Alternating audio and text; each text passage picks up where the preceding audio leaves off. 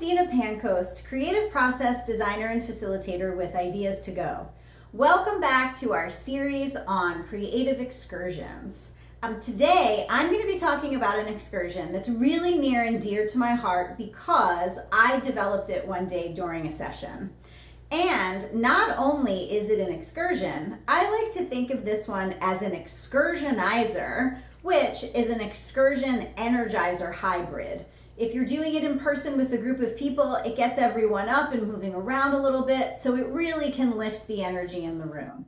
It's a versatile excursion. It's time flexible, so you can make it as short or as long as you want to. It also works equally well online as it does in person. So there are a lot of different situations that this particular excursion works great for. You can use it for new products, you can use it for positioning and communications. It's really great anytime.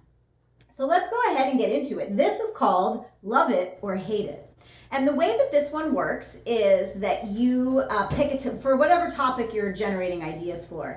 And for the purposes of our example, we're gonna stick with nighttime and sleep. So we're gonna stay there. You think up a series of questions, you'll have to do this in advance, that have to do with your topic.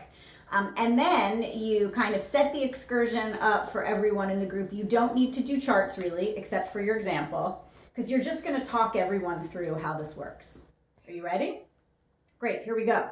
So the first thing that you need to do is you need to let everyone know that for each question that you are going to ask them, they need to move to a different part of the space depending on what their answer is.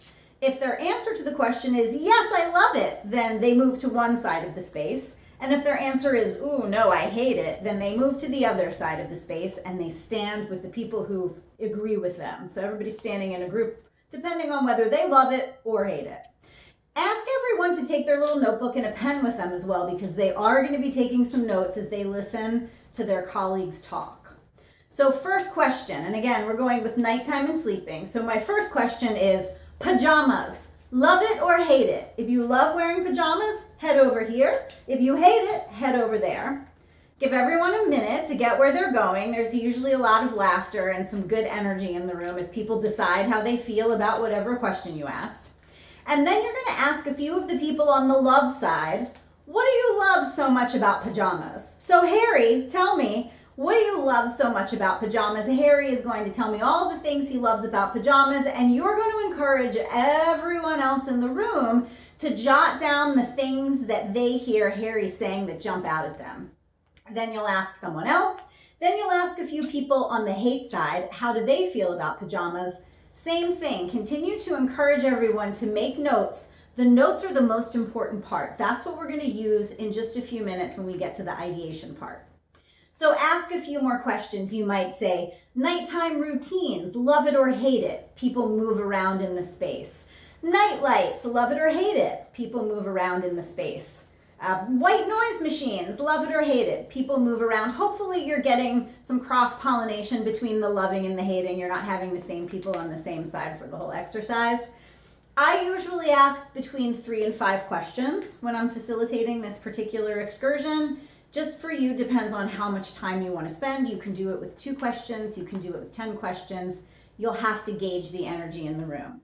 Now, if you're doing this online, it's easy to adapt. You just ask everyone to take a blank piece of paper and draw a smiley face on one side and a frowny face on the other. And depending on what their answer is, they just hold their smiley or frowny face up to the webcam, and then you ask them some questions based on which group they're in. It's still really fun.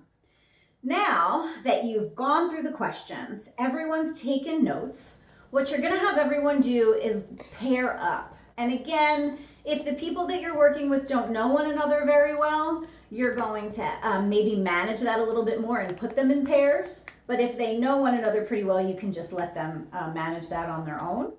And tell them to go ahead and discuss their notes with their partner for 3 minutes. Tell each other what it is that you jotted down, what stood out most to you, and so on and so forth. And then it's time after that 3 minutes to move on to ideas. And that's where you're going to want to show everyone your example. So for my part, here are my notes for my discussion with my partner. I love being warm and cozy.